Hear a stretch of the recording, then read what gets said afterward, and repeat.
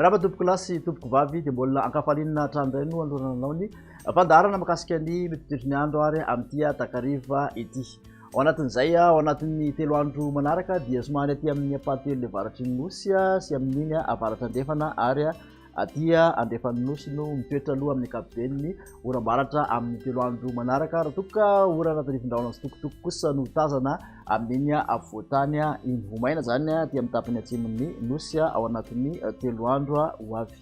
Hojerentsika amin'ny atsipriany izay toetry ny andro izay ho an'ny rapitso maraina aloha dia misy ny andianjavona na ny zavotany ny voamaraina aty amin'ny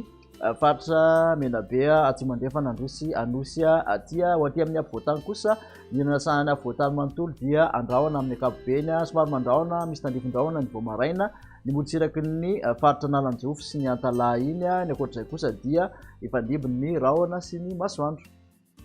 Ny tolakandro kosa indray dia mitoetra zany ny oram-baratra aty amin'ny faritra Diana, Sofia, Boeny, ny faritra Melaky, faritra Menabe, Bongolava, Vakinakaratra, Itasy aty amin'iny Akazobe iny Manzoni, Betsiboka ary mipaka aty amin'ny faritra Savaty izay misy tandrifindrahona ny ilana sanan'ny avoatany manontolo iny indrindra moa fa ny takariva sy aty amin'ny faritra Tsinanana ny akoatr'izay kosa dia ifandibony ny rahona sy ny masoandro. Makasika ho an'ny vinavina ho an'ny maripana kosa dia manodidina ny 20 ny ambony indrindra aty amin'ny faritra avoatany motsiraka Tsinanana 30 ka hatramin'ny 12 degré Celsius 30 ka hatramin'ny 13 ny motsiraka andefan'ny nosy ny mafana indrindra kosa dia mahatratra 13 degré Celsius aty amin'ny Beroro aty sy Maivatanana 13 degré Celsius.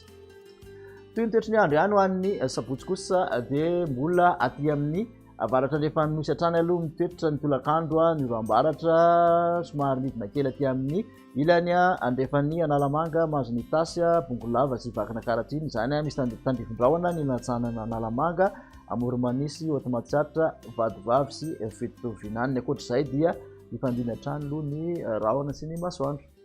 Ny maripana kosa dia manodidina ny 7 ka hatramin'ny 9 somary miakatra ny aty amin'ny faritra avoatany raika amin'ny 30 ka hatramin'ny 30 hatrany aloha ny ambony indrindra aty amin'ny motsiraka Atsinanana 30 ny mihoatra ny motsiraka andefany nosy ny mafana indrindra kosa dia 30 degré Celsius hatrany amin'ny Beroro 30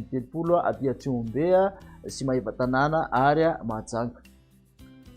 Amaranana ny toetry ny andro kosa dia ho an'ny Alahady dia aty amin'ny faritra Melaky, Menabe, Bongolava iny no tena mitoetra ny oram-baratra torak'izany koa aty amin'ny motsiraky ny faritra Sofia sy ny